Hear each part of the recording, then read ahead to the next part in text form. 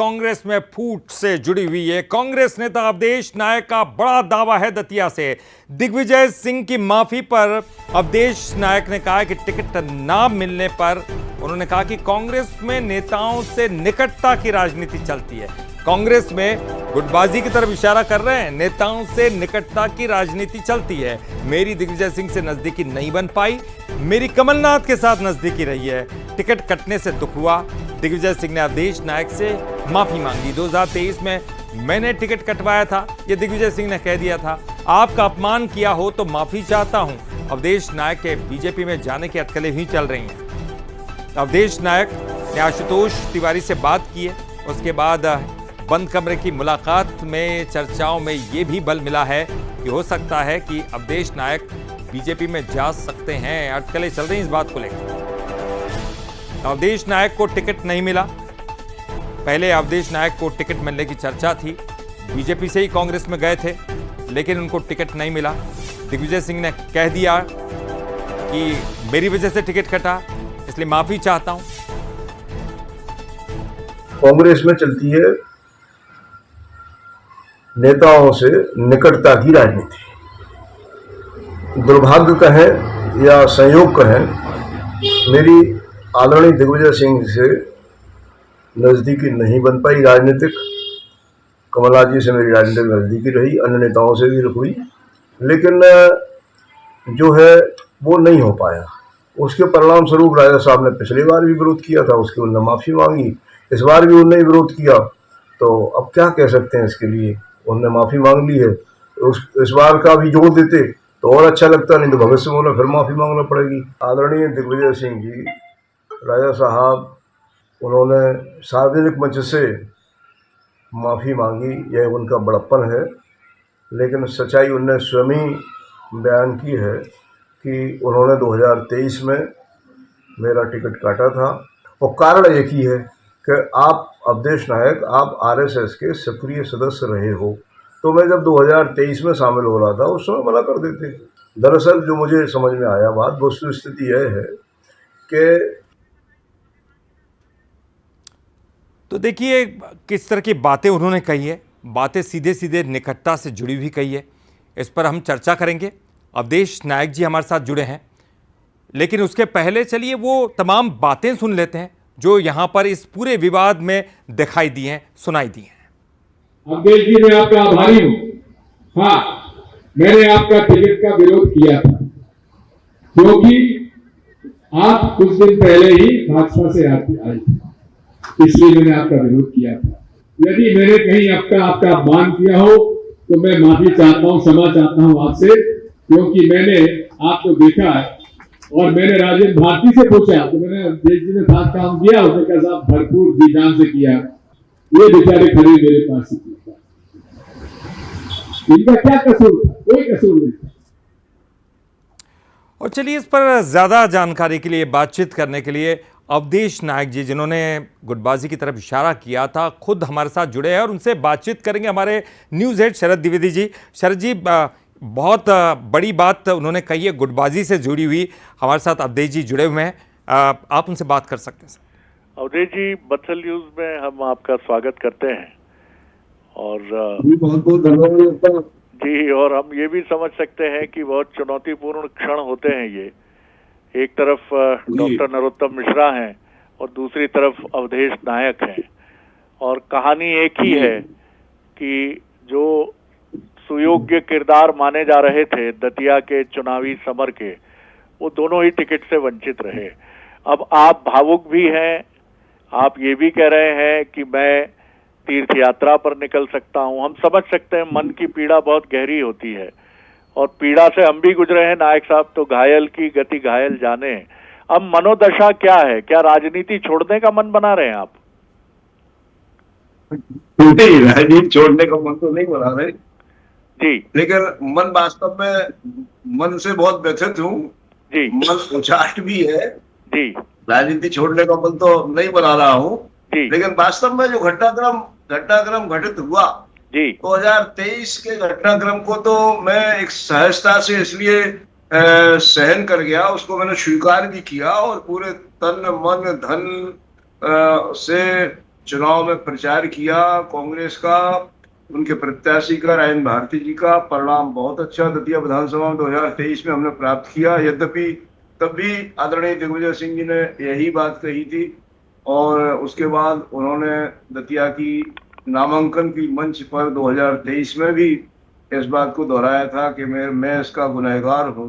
तो मैं उसको सहजता से सहन कर गया, कोई बात जी नहीं थी, होता है, चल जाता है। जी। मैं नया नया भी आया था।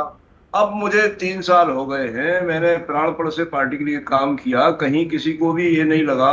लोग खूब प्रशंसा करते थे, आदरणीय दिग्गी राजा भी खूब प्रशंसा करते थे, लेकिन इस बार जो कष्ट हुआ वो इस बात का कष्ट हुआ कि उस दौड़ में मैं नंबर 1 पर था।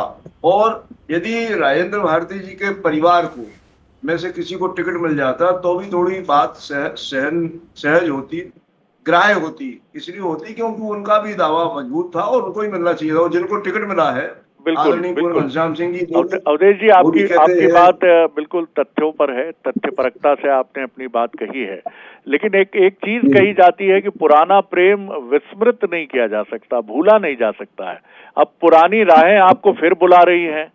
वही संगनिष्ठ सोच, आपकी भाषा में देखिए, वही संगनिष्ठ गहरी सोच नजर आ रही है मुझे साफ तौर पर। अब पुरानी राहें खुल भी रही हैं, वो बाहें फैलाकर कह भी रही हैं कि अवधेश, आप तो हमारे ही परिवार के थे, आ जाओ वापस, लौट आओ, हम तो तैयार हैं। क्या कहेंगे आप? देखिए, परिस्थितियां हैं, राजनीति में मोड़ खाती हैं। किसने सोचा था कि नरोत्तम मिश्रा जी का, आदरणीय नरोत्तम मिश्रा जी का टिकट कटेगा? जी जब जी उनका टिकट कट सकता है तो मेरा भी कट गया। जी अब पुराना पुराना प्यार तो याद रहता है, इसमें दो मत नहीं है। और वही मेरे साथ कांग्रेस की राजनीति में हो गया, इसको तो समझिए आप। क्योंकि कांग्रेस में जिस हिसाब से पुराने संबंध हमारे प्रत्याशी, वर्तमान प्रत्याशी के और राजा दिग्विजय सिंह जी के परिवार से हैं, और दोनों राजा हैं, तो वो टिकट की जो पटकथा लिखी गई वो इस नाते लिखी गई। और इस बार भी दिग्विजय, आपने पूरी बात मेरी सुनी नहीं, बीच में काट दी थी, कोई जी। बात नहीं। नहीं जी आप बड़े पत्रकार हैं। असल में क्या हुआ, इस बार भी जब मैं दिग्विजय सिंह जी के पास मिलने गया, जब आदरणीय राजेंद्र भारती 2 अप्रैल को अयोग्य घोषित हुए, उसके बाद जी लगा कि चुनाव तो होना ही है, और चुनाव घोषित हुआ भी। तो मैं मिलने गया, मैंने कहा कि राजा साहब, इस बार आपकी कृपा हो जाए, क्योंकि पिछली बार आपने, आपकी वजह से टिकट कटा था। तो उन्होंने कहा नहीं कोई बात नहीं, और मैं बिल्कुल सहमत हूँ, तुमने बहुत काम किया है, और वो सब कुछ उन्होंने अच्छी बातें की। आखिरी में बोले कि तुम्हें अगर टिकट दे देंगे तो एक बार एक दिक्कत जरूर मेरे सामने उपस्थित हो रही है कि तुम राष्ट्रीय स्वयंसेवक संघ के RSS के पुराने कार्यकर्ता हो, भाजपा के लोगों से संबंध है, तो क्या लौट तो नहीं जाओगे वास्तव में, जीतने के बाद भाजपा में शामिल तो नहीं हो जाओगे? यह जो अविश्वास था, इससे बहुत कष्ट हुआ। और इस वजह से भारतीय जनता पार्टी में जाने नहीं जाने का तो अभी कोई प्रश्न नहीं है। लेकिन मूल विषय यह है कि अभी उस पीड़ाई को अपन नहीं भुला पा रहे हैं। डबल हो गई, दोहरी हो गई, वो 23 में हो गई, अभी हो गई। और 23 में मेरे साथ वादा किया माननीय कमलनाथ जी ने कि टिकट देंगे, आमने सामने बैठकर। रणदीप सुरजेवाला जी प्रदेश प्रभारी थे, उन्होंने फोन पर बात करके कहा कि आप कांग्रेस का काम करिए, अगला चुनाव आप लड़ोगे कांग्रेस के प्रत्याशी के रूप में विधानसभा दतिया से। तो वादा खिलाफी भी हो गई। तो इस तरीके से इस बात को, पुराना प्रेम अलग विषय हो गया, लेकिन यह जो पीड़ा है, इस पीड़ा को भुलाना थोड़ा सा कठिन है। और मेरा भी नहीं है, परिवार का भी है, और शुभचिंतकों का भी है, शुभचिंतक कार्यकर्ता साथियों का भी है, मित्रयारों का भी। अभी तो थोड़ा सा निर्णय लेने की स्थिति में हूं नहीं। लेकिन निर्णय करने की मुद्रा में आप नजर आ रहे हैं, तो अभी तो कुछ दिन विश्राम और उसके बाद फैसला। लेकिन ये पक्का है कि दतिया के चुनावी रण में नहीं उतरने वाले हैं आप, अब किसी भी भूमिका में, निर्दलीय या किसी अन्य दल का सहारा लेकर? नहीं, मुझे निर्दलीय उतरने की स्थिति तो इसलिए नहीं है कि नामांकन फाइल करने का समय निकल चुका है वो जी 13 तारीख अंतिम तिथि थी। जी और यदि मैं चाहता तो निर्दलीय लड़ भी सकता था, और बहुत अच्छा मुकाबला मेरे निर्दलीय लड़ने के पश्चात होता। लेकिन मैं इसलिए निर्दलीय के रूप में नहीं लड़ा क्योंकि चुनाव जो है, चुनावी राजनीति में अब वर्तमान में खर्च बहुत होने लगे हैं। और उस स्थिति में अपने सारे परिवार को, मित्रों को क्योंकि मैंने कुछ ऐसा कमाया नहीं है, भ्रष्टाचार मैंने कुछ किया नहीं, फिर मेरे ऊपर किसी प्रकार का कोई आरोप कोई नहीं लगा पाया कभी, और भारी प्रयासों के बाद नहीं लगा पाया कभी कोई आरोप। तो यह मेरी पूंजी है, माई की कृपा है, जनता जनार्दन का आशीर्वाद है। जी। तो 2-3-4 करोड़ रुपया खर्च करके निर्दलीय चुनाव लड़ने की मेरी स्थिति नहीं थी। और लोगों का भी ये कहना था कि निर्दलीय चुनाव क्यों लड़ना, अपन कांग्रेस में है, कांग्रेस का ही साथ देना चाहिए। अधिकांश लोगों का मत था, कुछ लोग भाजपा का साथ देने के लिए बात कर रहे हैं, कुछ लोग, और मैं और परिवार जरूर ये सोचता है कि अपन दूर तीर्थाटन पे चलें और तब तक चुनाव संपन्न हो जाए। आखिरी सवाल कर रहा हूं, आपकी इस बात ने मुझे थोड़ा चिंता में भी डाला है अवधेश जी, और मैं भावुक भी हुआ हूं कि एक ईमानदार राजनेता, एक कर्मठ राजनेता जो परिस्थितिवश अपनी प्रिय पार्टी को छोड़कर कांग्रेस में आता है और पूरी प्रतिबद्धता से कांग्रेस के साथ खड़ा रहता है, आज वो चौराहे पर खड़ा है।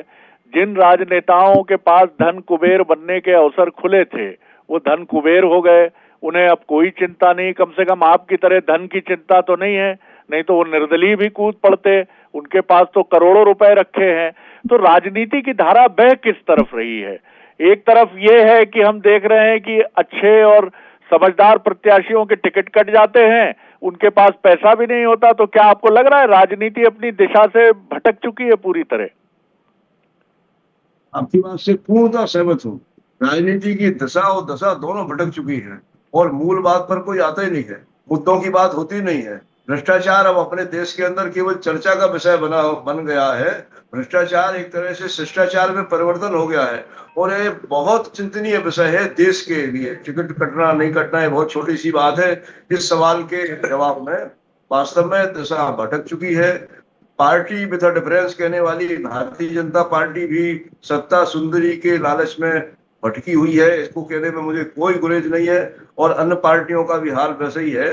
सब की दिशा और दशा निश्चित रूप से भटकी हुई है। जो नेता कभी साइकिलों पर चला करते थे, कभी स्कूटर और मोपेड पर चला करते थे, वो सब बिल्कुल, बड़ी बड़ी बिल्कुल आलीशान जी। बड़ी गाड़ियों में चलते हैं, फॉर्च्यून में, और सब कुछ साधन संपन्न जी, है। जी। धन संपदा धन सुंदरी उनके आसपास घूमती है। तो इससे दशा और दिशा पूरी बिगड़ी हुई है। मैं आपकी बात से पूर्णतः सहमत हूँ और जी, चिंतनीय जी, विषय भी है। जी। अवधेश जी, आप तीर्थाटन पर जा रहे हैं और मैं इसका विश्लेषण आपने नहीं किया, ना आपने कहा, लेकिन मेरा विश्लेषण ये कहता है कि तीर्थाटन से आप एक संदेश लेंगे, प्रभु के दरबार में जाकर आप प्रभु से अनुमति लेंगे कि मेरे मन में ये विचार पल रहा है, प्रभु मेरा मार्गदर्शन करो, और जो भी दिशा आपको उचित प्रतीत होती है आप उस पर आगे बढ़ेंगे। हमारी तरफ से आपकी भावी राजनीतिक यात्रा के लिए बहुत शुभकामनाएं कि एक सरल सच्चा राजनेता राजनीति में डटा रहे, बना रहे। बहुत बहुत धन्यवाद बंसल न्यूज से बात करने के लिए। जी, बहुत धन्यवाद आपको। चलिए, बहुत बहुत शुक्रिया अवधेश जी, आपका भी बहुत बहुत शुक्रिया, शरद जी आपका भी।